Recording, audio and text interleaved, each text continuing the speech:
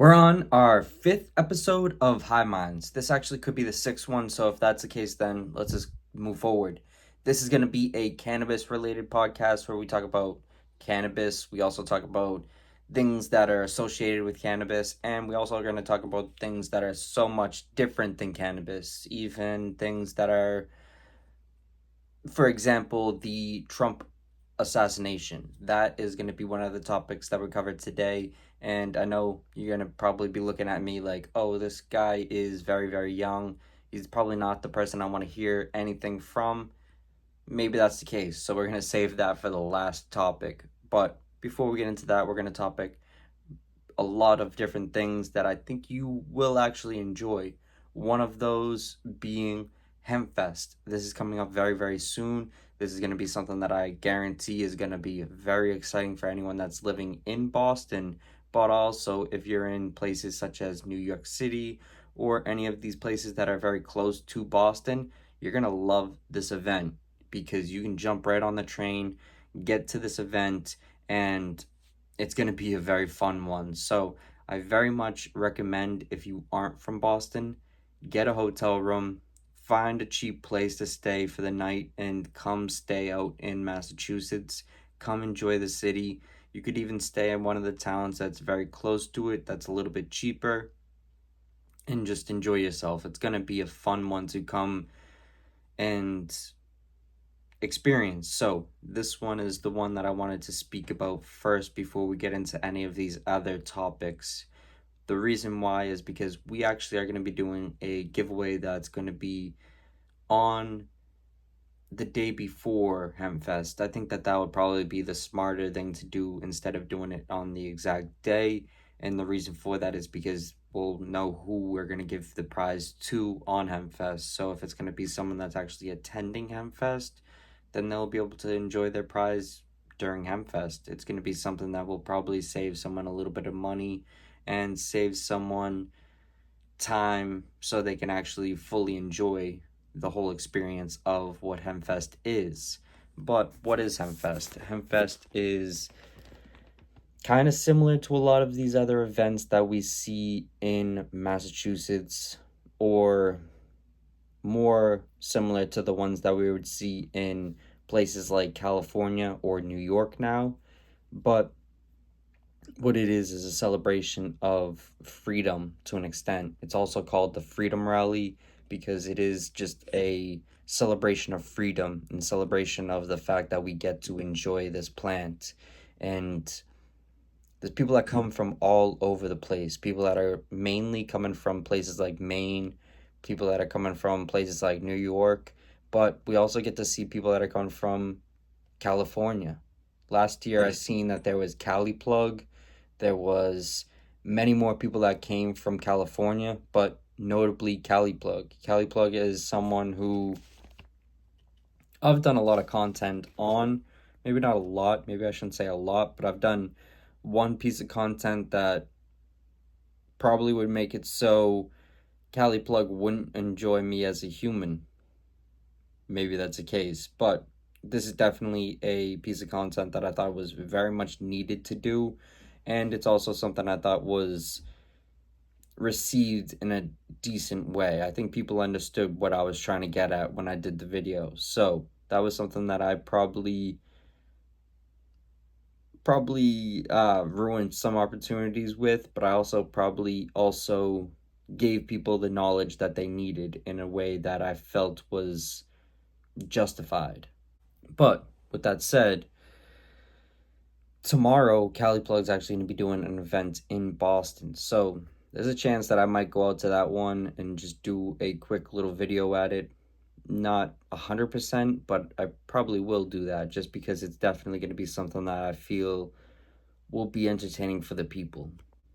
And one thing I really wanted to mention about Hempfest is, of course, it is legal to smoke there. They also are going to be doing a bunch of giveaways. One of those giveaways is the one that I'm going to be doing. This giveaway, you have the opportunity of entering in for free. It's a very easy one to do.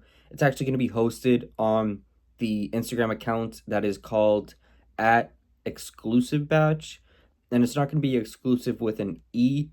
It's going to be exclusive without an E, so just exclusive batch. The giveaway is going to be hosted on that Instagram account. You'll have all the information on how to win on that Instagram account. It's going to be a really cool one. There's going to be a lot of different giveaways, or a lot of different gifts given in that giveaway. One of those gifts is going to be actually gifted from us. So we're going to give a full breakdown on what that's going to be in the next episode. And we're also going to be doing a lot more just details and a lot more hints on how you can win or maybe even find the prize if we end up doing a stash and dash version of it with the giveaway also as a part of it too. So it might be a two-part thing. Not 100% sure yet. Just want to mention that just so people aren't surprised if we end up doing that. So Hempfest, it will be taking place at the Boston Commons. This is an area that is right in downtown Boston. It is a very nice spot. I would say the Boston Commons is an area that has a lot of weird history. So maybe we should just go over that right now. I think that the Boston Commons is a great spot to hold a event like this. The real reason why I think it's a great spot, let me get to 1 second. Let me just set my phone down. So it's really a great spot due to the fact that the Boston Commons actually originally was this public park that was set up as a place for punishment. It was a place where they would actually torture people and do all of these different acts of punishment for a way of law. It was a place where they kept order, and it was definitely far from what it's used to be now. Now it's a place to celebrate freedom. Now it's a place to just celebrate community, and it is a place that is very much strayed away from its place of punishment. And I think that that is great. I think that that is great. Of course, it is an interesting spot to host a freedom rally or a place to express freedom at all, but it is also the best spot to do it due to it just being such a huge area and also a place that holds a lot of history. So I thought that that was an interesting thing to mention when we are talking about the significance of this area. It makes a lot of sense why they would host it in this spot compared to hosting it anywhere else, because of course Boston isn't a place that has massive amounts of free space. So I think if they were gonna hold it anywhere else besides the Boston Commons, it would probably be off in the sticks, very far away from Boston, far away from any of the public transit, very far away from any of these areas that is actually convenient to be in. So it would just kill off the rate of people actually coming to it. I guarantee it wouldn't be a huge event if there was a huge drive to get there. It just doesn't make a lot of sense. That's one thing I think is a huge flaw with a lot of these different events that I see, especially the ones in New York City. I think the ones in New York City are fucking just so cool to go to because of how in demand New York is. I think demand for New York is just so high right now that every brand wants to be there. So the chances of you going to an event and seeing some top echelon snobby brand is very highly likely. You're going to probably see one of these brands just due to the fact that everyone wants to be in New York, whether or not you're a small level rolling brand or if you are the top dog of this Mylar wave. You're going to probably at some point have some sort of event in New York, and people just are gravitated towards that. So I think that that brings a huge demand in there, but it also gives room for people to kind of beat around the bush or cut corners in their process of actually getting the job done, which results in some events or some hosts for events not fully doing what they need to do to cater to the certain communities, like having all of these certain tables prepared, having the venue space actually prepped and ready. Some of these people will cut those corners, and it is what it is. When it comes to Hemp Fest, it is outdoors, so that is a huge piece of the puzzle that takes away from people really feeling left out or not fully accommodated. I think that that is something that really takes away from that, and I think that is a huge benefit to an event like this one, especially when it comes down to cannabis. I think that cannabis is a kind of a fuel for the ego in a way. For some people, it can be a fuel for the ego. So if they aren't given this certain spot, they might be like, "Oh, they're kissing the ass of this guy instead of helping me out." It just is what it is. I think that it's like maybe a little bit weird to speak on like this, but I feel as if it is true. I think that a lot of people, when you go to an event space, you might want that best seat in the house, and there's a lot of things that factor into if you are going to get that. Maybe it's not just if you are best friends with that person who's running the event. It also could play into if you showed up early enough. All of these things matter, but it doesn't really matter. I don't know. I think that the event scene is booming right now. It's going through a lot of evolution compared to what I seen it at when it was in like 2016, 2017, 2018.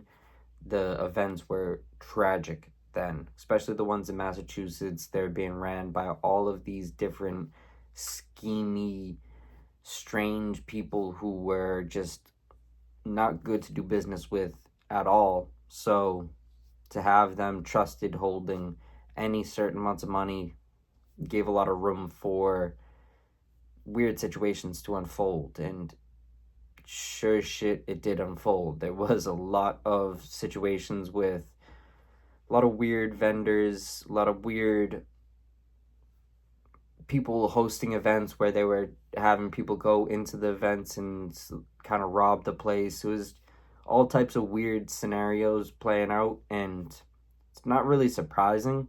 When it was more underground, it had a lot of room for error, and still has a lot of room for error, because even when we see a lot of these events today, it's not like they're all fully legal, and even if they were, doesn't really matter. It just means that they're probably going to be walking around with suits on instead of walking around with shirts like this one. You know what I mean? It's just like not a big difference when it comes to if people are actually going to act like adults nowadays. But let's move on. I don't want to harp on this one too much. I think that the Hemp Fest situation is going to be so much fun that I probably shouldn't talk about any of the flaws of the events in the same sentence, because I probably should just fully juice up and give as much credit to Hempfest as I possibly can. It's definitely the best Boston event that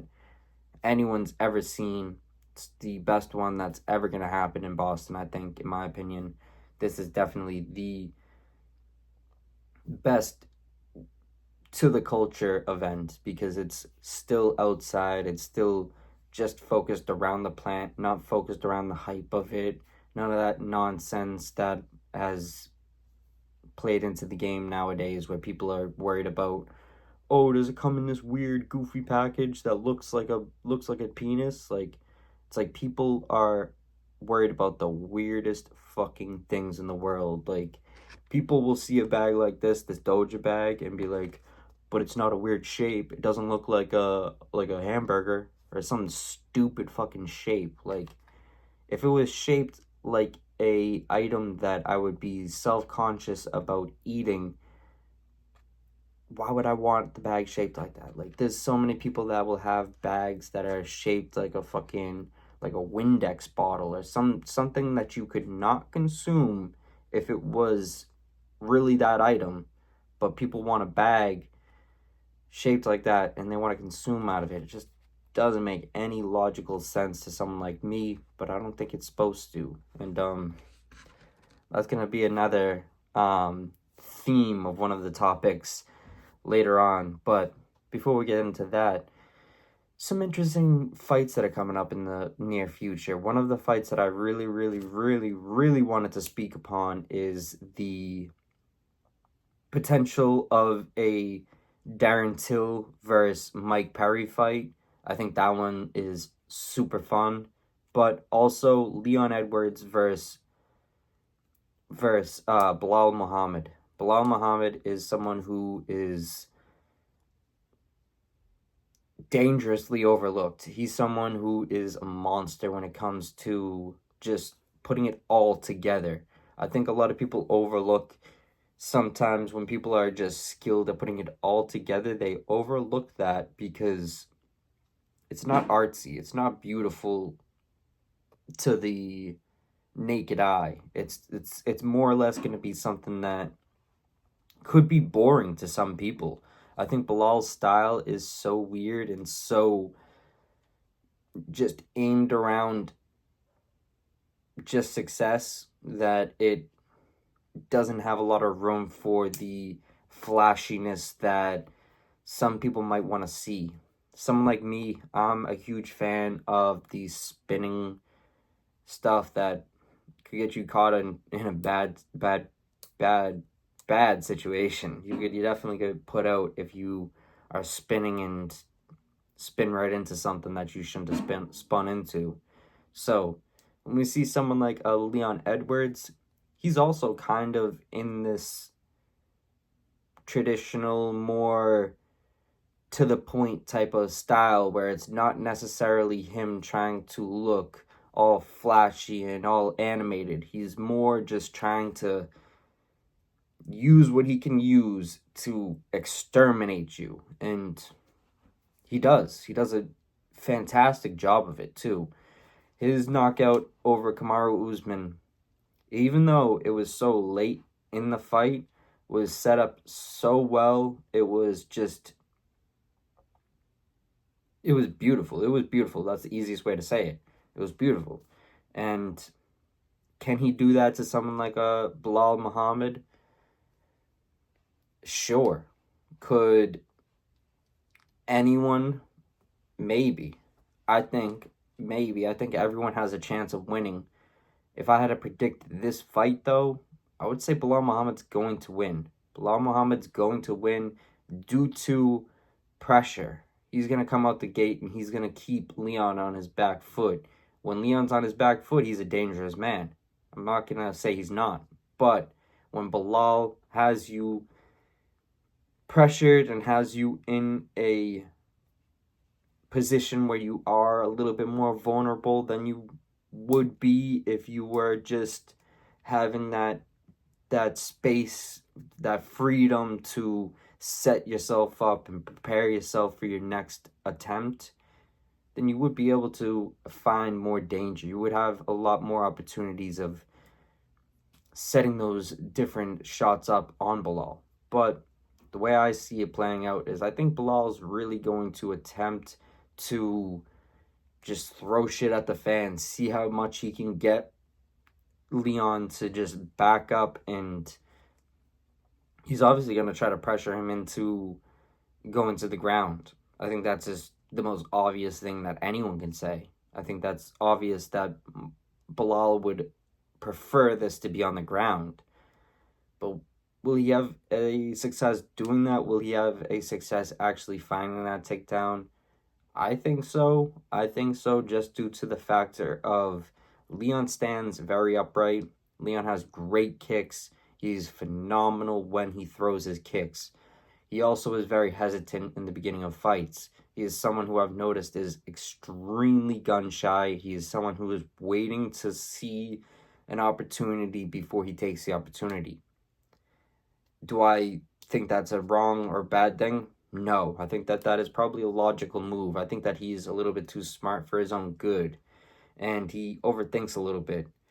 When you're in a position of overthinking and you're against someone who is just pressuring you and putting you in all types of funky situations that Bilal is going to put you in, there's a big chance that they find that takedown. They find your legs. They find the ability to put you on the ground and also finish you when you're on the ground. Maybe, possibly, I don't know. What I do know for sure is that one's going to be an entertaining one. I think that a lot of people overlook Leon, and people massively overlook someone like Bilal, because Bilal is someone who just is not fun.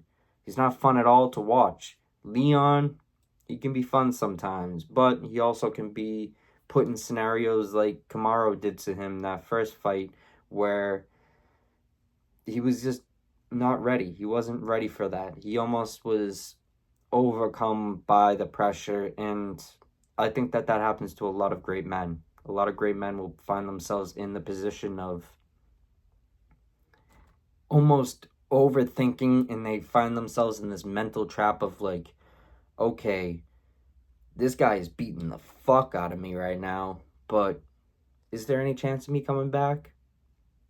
As we've seen in his other fight, the number 2 fight against Kamaru, there's always a chance. There's always a chance. So if you give up on yourself, then you beat yourself. So let's move on. Tom Aspinall versus Curtis Blades. I mean, who's expecting Curtis Blades to win? Not me. I'm just going to say it like that. I think Tom Aspinall is going to fucking kick the shit out of him. I think that's going to be one of those fights that's going to be extremely fun to watch if you're a fan of Tom Aspinall. If you're a fan of Curtis Blades, you're probably not going to want to see it, though. So it's just like, probably shouldn't even speak on that one. Let's mention the Darren Till brawl after his fight. I mean, this was weird. As you've seen, Darren Till was almost looking as if he was just like surprised that this guy was still trying to come at him. He's like pointing to the back of his head. He's like, "You hit me in the back of the head." And it's like, yeah, man, you can get hit in the back of the head. Did you leave your head vulnerable to be hit at all? Do we not see people like Floyd Mayweather, who is extremely good at his defense, or Sean Strickland, for instance? Sean Strickland is someone who appears to be someone that you could probably kill. That's probably the stupidest thing I've said today, at least. Definitely the stupidest thing I've said today. But let me explain. Sean Strickland doesn't look like the most intimidating fighter when you just look at it from a uneducated eye. And the reason I say that is because he doesn't have a lot of these crazy techniques, all this flashy shit. He more or less is someone who relies only on his defense. That is extremely important in some situations, but I would say that relating that back to what I was saying is, I don't know, I just didn't think that Darren Till was really anticipating that the guy was going to try to attack him, and of course getting hit in the back of the head kind of is something a lot of people don't want to happen to them. So I don't know, just it seemed very weird. The guy came up to him at first, kind of like circled back, and when he circled back, Darren wasn't having it that time. Darren threw out a teep. He like, for anyone who doesn't know what a teep is, it's when you kick someone in the stomach. It's like a foot jab.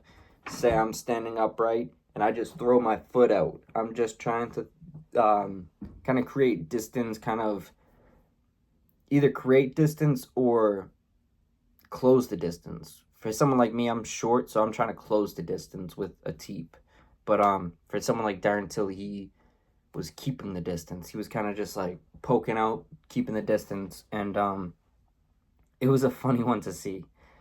Very funny one to see. It was something that very much made me excited to see what's happening next for Darren Till, which, if I had to assume what makes sense for someone like Darren Till next is Mike Perry, but Mike Perry versus Jake Paul's next, so I guess nothing makes sense anymore. I don't know. This is such a weird time to be alive.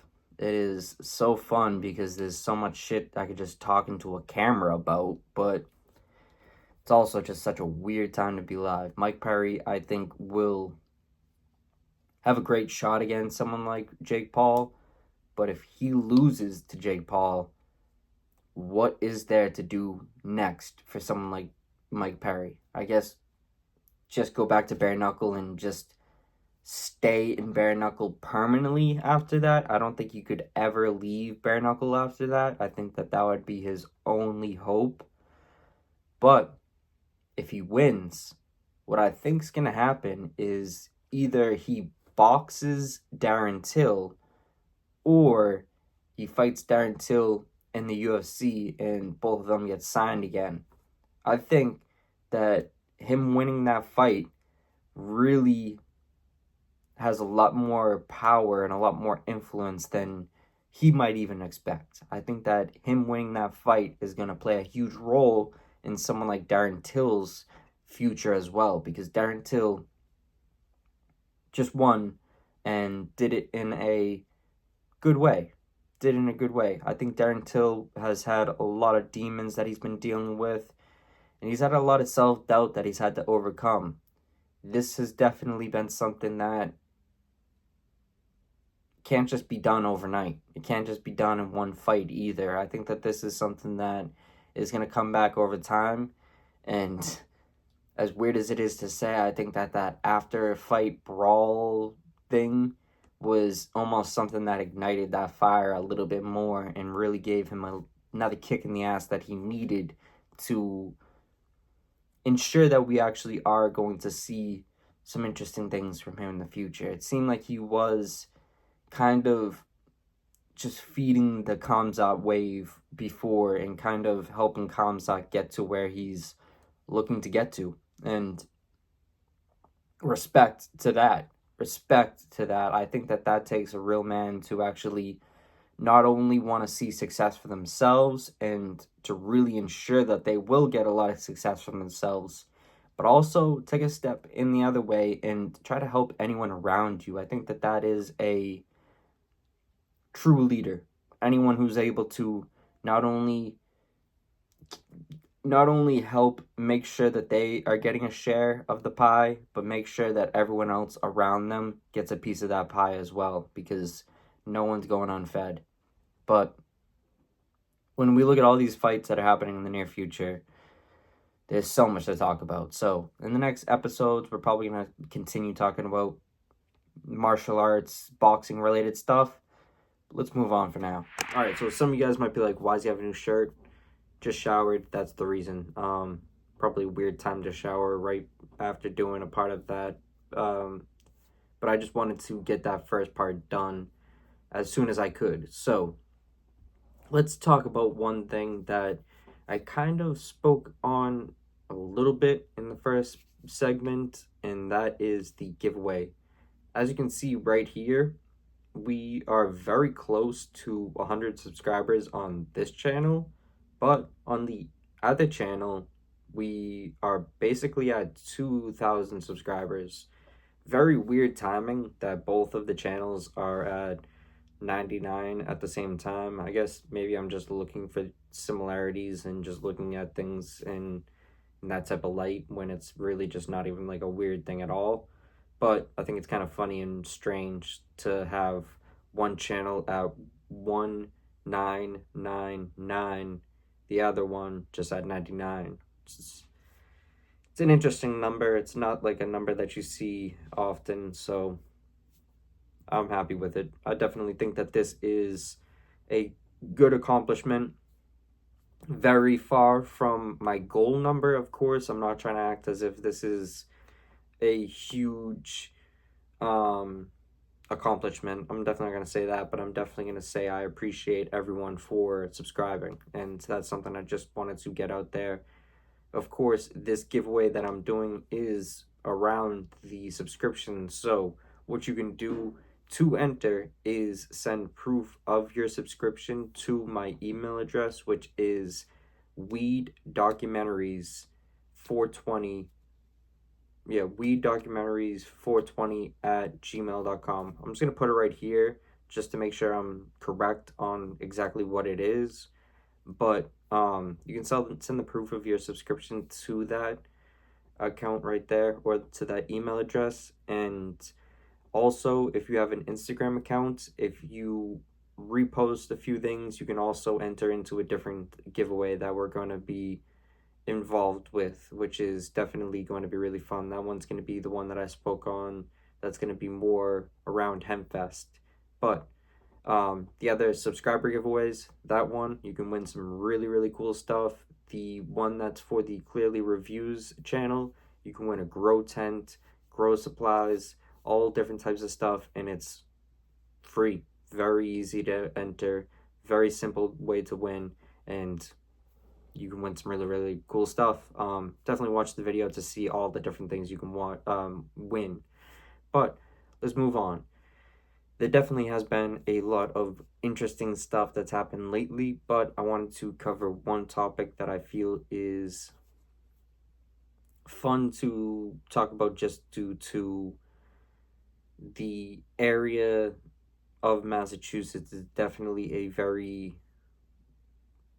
it's very known for bank robberies. I would say it's more not Cambridge, I would say it's more Charlestown actually. Charlestown is just known for bank robberies. It's known for having people that grew up there that love to rob banks. But there was also a lot of people that were in all different types of places that were also into this lifestyle. So what we're going to do right now is we're going to cover a video that I think is very good to show first before we actually get into the rest of it. So what I'm going to show you right here is a clip that is going to it's going to start off what I'm saying and kind of paint the picture a little bit better than I can do just by words. What an interesting life, you led, in and of itself. But I mean, but Miles, we were just out to eat before. We were talking about, and he got shot once. He got shot by the police also, didn't he? He shot at and he shot a cop. But I didn't know they were robbing a bank. And the guy he was with, we brought up his name, and I actually knew him. I don't know if we could say his name or whatever, but Kenny Whiteman, who escaped from Walpole. What a legend, Kenny Whiteman. But yeah, you're telling that story. Just so many stories, and we're out to eat, and I'm just like I said, your story is unbelievable. But Miles and seeing that they intertwined with each other, there was just so much. But yeah, I'd like to let Miles tell a little bit of it, how he started with the rock and roll, and how he became the biggest. And so from here, what I can say is definitely go check out this episode of the Shooters Gallery. This is a podcast hosted by Bean Shooter. This is a guy from I'm not exactly sure. I forget. I know he has said it in a lot of the early episodes. I believe it could be Lawrence, but I don't want to say that for sure. I'm not 100% positive. Some part of Boston. But with that said, this is a very interesting episode where they talk about art theft and stuff along those lines that was happening in Boston in the early days, in the days where it was a little bit easier to get away with that type of crime. But as you heard, Kenny Whiteman is this very interesting character who actually was able to escape from Walpole prison. This is a very highly secured prison, so being able to do this is not easy at all. I haven't really heard anyone actually speak upon how he was able to do it, which is a crazy story. So we're gonna get into that.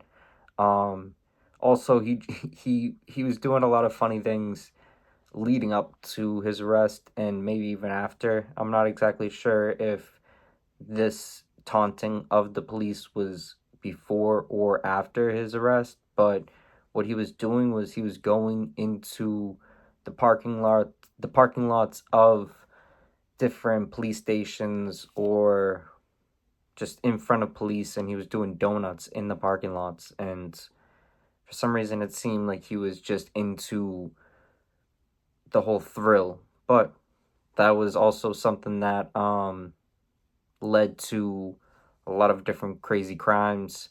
In this podcast that I just showed you, he was robbing a bank with Miles Connor, and he ended up shooting him by mistake. It's a crazy thing to do, shooting someone by mistake, but I don't know. I guess when you're living on the edge like that, mistakes are going to be made. It's definitely not surprising when mistakes are made when you're living like that. But why am I speaking on this person? This person isn't necessarily my it's not my blood cousin, but it is my cousin in a way. So it's something that I've been able to hear very interesting, funny stories, and even gotten to meet him at a family party back when I was very young. This is definitely a very somewhat influential character in some of the mistakes that I've made in a way due to just me kind of hearing stories about this guy. But I can't you can never really say anyone is the exact role model. I would say that everyone kind of gets bunched in. But why am I talking about it? He actually was able to escape from Walpole.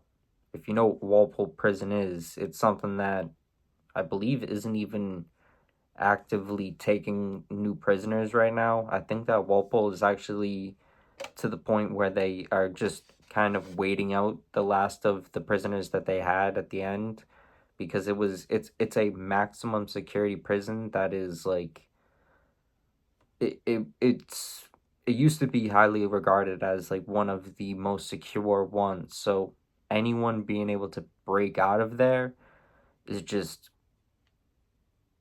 nuts. It's almost impossible. So everyone's probably like, tell us how he did it. How was he able to do it? Um, that's a fun story. So apparently, when you well, everyone knows this. Everyone knows when you are working. Well, when you're in prison, you have to either work or do some type of like religious thing in a way, which most people are gonna work. They're gonna try to make some money and try to just pass time off. Everyone's gonna try to get that time to go a little bit quicker than they would have had it if they're just laying around. Anyone knows if you are just laying around, time's just gonna go by super slow unless you're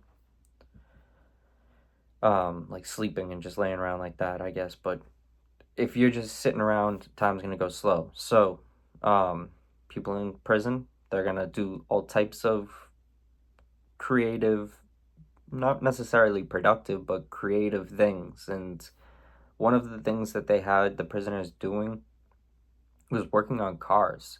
They had them working on cars, which is not a smart move necessarily, but what they had him working on was the cushions, supposedly.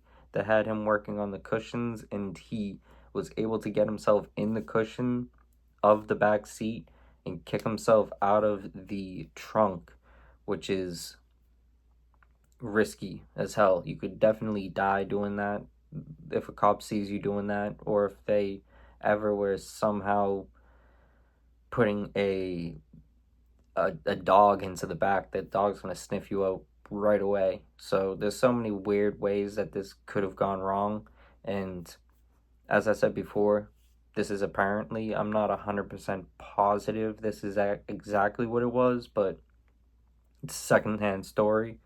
I definitely um I don't know. I think that this story is something that not only is very very unlikely of happening nowadays, but it is also something that just takes a lot of time to kind of actually do properly. So it's amazing it actually got done, and he was on the run for a while. He was actually on the run down in, I forget what state it was. Hopefully I can tag it right here. Hopefully I remember to do that. There's a whole article detailing the whole escape and everything, and also talking about like how he was where he was living. That's what it's detailing, is like where he was living, because apparently he even had like a girlfriend. It could have either been a girlfriend or a wife at the time when he was caught, and she had no clue about his past life. He was very smart about keeping all of his cards close to his chest and not telling on himself in that way, because he knew that it was very, very important to keep his identity private, which that definitely was helpful in a way. It was definitely very helpful, but it was also something that created this legendary story that we now hear people like the Bean Shooter referencing in a way, because everyone looks at Walpole Prison as this dangerous place. Everyone that goes to Walpole was most likely a killer or someone that committed a very tough crime for the most part. We could say that for the most part. Of course, there was probably some more career criminals that ended up being put into Walpole because they kept bouncing in and out of all these other places, but it is just like a amazing place to see. It's if you ever go past it, it's definitely like this spooky spot, which is, I can imagine there's definitely been some crazy, crazy things that have happened inside that place. Um, I've never been to prison, of course. I've never been to jail. I was in DYS when I was young, which is an interesting experience. I wasn't in there for super long. I was more in um, like these different programs. I've been in like different rehabs when I was young. I've been in DYS one time, and it was probably for close to 2 months. It was more or less like a month and a half or something like that. It wasn't long. It wasn't long at all. So it was definitely an experience where I get to see that people can go a little bit crazy. People can also get like somewhat institutionalized, where they start to expect people to hold a certain type of respect for one another, and also kind of I don't know. Some people need that type of structure in their lives. It can do a lot of people very, very well. It also could do some people very, very bad, because I've noticed a few different people that I was in DYS. There was one, actually, I shouldn't say a few, one that I definitely can remember. He was a younger guy, and at the time, I don't know how old he was. I think he was like literally like 13 or 14, with like I was probably 17 at the time, because I was going to age out at 18. And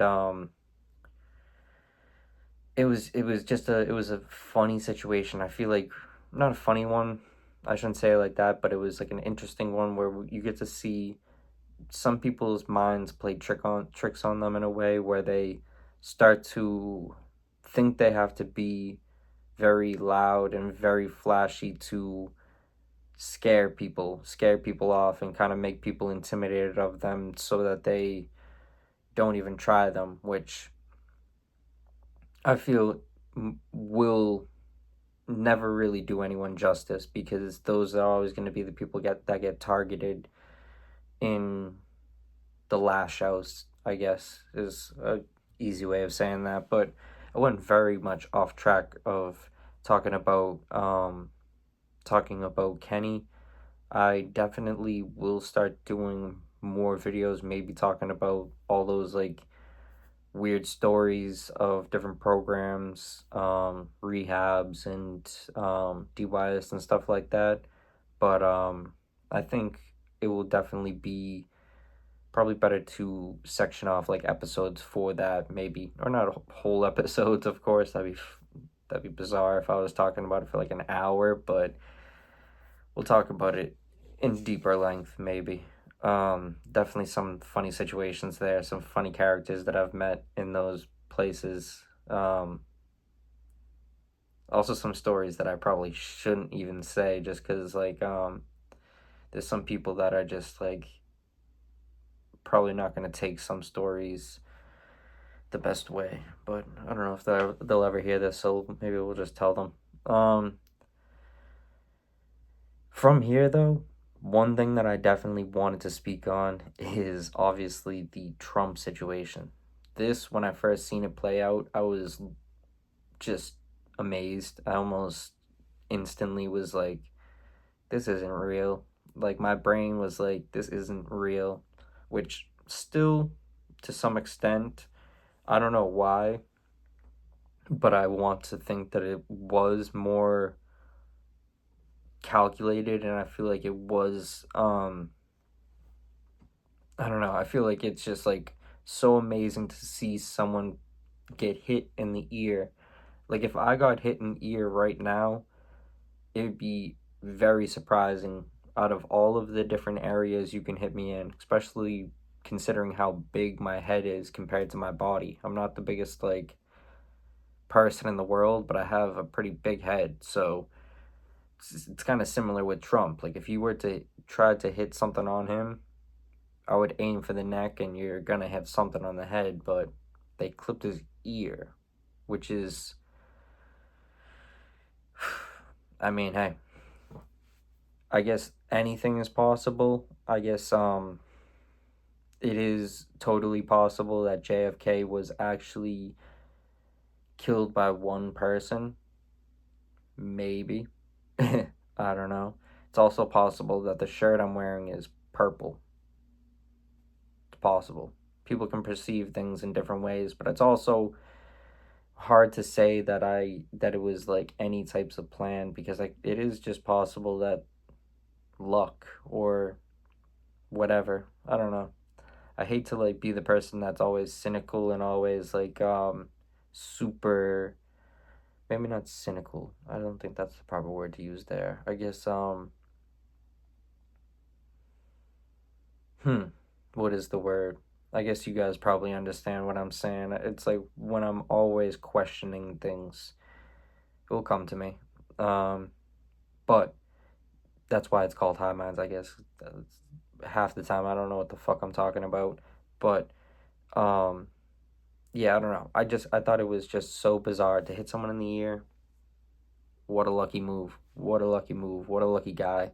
This guy is blessed. But hey, if it was calculated, if it was an act, then you also needed to sacrifice two people in this process, which I don't know, sacrificing the person in the crowd isn't necessarily something that is, um, hmm, I don't know. I don't know. I feel like me even going deeper into this just sounds like conspiracy because it is conspiracy, me saying it in this way, which I do want to say what a interesting move it is if it was a calculated move. One thing that I did see on Instagram earlier today was one person mentioning how it is just an attempt for it's an attempt for them to damn it, what was it? It was an attempt for them to like I mean like kind of cater to the crowd in a way, but it they had a better way of phrasing it. I forget exactly what they said. Um it's definitely it's a hard one. It's a hard one for anyone to question. I feel like me questioning it is not going to sit well with a lot of people. I can safely assume that the people who watch the videos I make aren't going to be super happy with this take. But I also do think that it was just like an amazing, amazing luck. He's blessed. It's definitely something that it's gonna. He won the presidency. He won the presidency off this. I see people that I would have never imagined reposting photos of him in like the 50 Cent thing. And I'm not gonna say that confirms a vote for anything. What it does say, in my opinion, is it earns him a significant amount of respect in a lot of different places that he probably had before, but now people are very much publicly showing it, and it's something that it's a win-win. If anyone wants to clip off this piece of my ear for me to become whatever, become the next biggest YouTuber in the world, the next biggest reviewer, whatever stupid thing you want to give me, um, I think that would be a pretty fair trade. But at the same time, I also think that what luck that is. It almost makes you kind of believe in like a higher power in a way, if that is a real situation. If the bullet really just goes through this guy's ear, it almost makes the guy have this like biblical, I don't know. It's so strange because it creates this overwhelming response where everyone wants to either show him the deepest amount of respect and the deepest amount of love ever, like everyone wants to almost sacrifice themselves for him right now, or they want to see complete bloodshed, which I've seen with a few different people on Instagram as well. I've seen a few different people like calling for, they want to really see him die, which is just amazing to see anyone post stuff like that on the internet. It is I mean, hey, I'm talking about things that I might not be probably shouldn't be speaking about, but I'm definitely never going to be sending threats, like public threats, especially about presidents or anything. I'm not that foolish. But with that said, this is definitely a situation that just played out perfectly for him, and much respect for I don't know, much respect for, if this was a totally real situation, him kind of like showing a side of how should I say this, like just being, this is gonna sound so wrong in today's thing, but I'm definitely gonna say this, but just being a man. Being a man. There's a lot of people that just won't be a man in situations like that. They're gonna fucking cower, they're gonna hit the floor, and they're gonna become part of that floor. They're gonna basically hurt themselves more by just slapping against that floor, which he did seem to get down pretty fast, but it would have been very interesting to see the other side in this scenario. If anyone ever took aim at the other side, I feel like the guy would just be posing as if they're taking a photo of him. He would not know what to do. It would just be bizarre, the reaction to see that from that gentleman. But with this said, I think that this is definitely a great win for him. I think this is a great win for someone like Trump in a way, because I don't know. I feel like a lot of people say you have to what is it, shed blood, sweat and tears to actually achieve like these like greater things, and when people actually see you shed blood, sweat and tears for those achievements, they show you a lot of respect across the board, whether or not they fully love you as much as a Michael Jordan, but they will respect you as much as a Kobe Bryant if you put in that work and through thick and thin you show your true character. Whether or not you make mistakes along that road, it's kind of up to you. It's kind of based upon your character and your I guess it's based upon the cards you dealt in a way as well, because some people grow up in a position of power and they don't necessarily have the struggle early. And when you're not given that struggle early, you, in my opinion, force it upon yourself. I think people who don't grow up in any significant amount of struggle or trauma, they end up forcing it either upon the people around them and force people around them to just go through hell, or they force themselves through eternal hell where it's this sacrifice of themselves each and every day of putting themselves in all of these lose-lose situations. But as we've seen with someone like Trump, that was a win-win situation. That was definitely a situation where the cards got dealt in his favor, which I don't know. I could say this in a billion zillion different ways. I think everyone got the message. With that said, I definitely want to stay consistent with these. I'm gonna try to do at least one every week. As you can see, I have been doing at least one every week, and I don't feel like it's enough. I definitely want to keep my foot on the gas pedal, and I appreciate anyone who has been supporting, but hopefully we can have some more interesting stuff come in the near future. There's plenty of stuff that I have in mind, but I've been noticing if I share some of the ideas early, it's not the best results. It's better to stay focused, keep my foot on the gas, and execute the idea before I start bragging. But much love, much respect.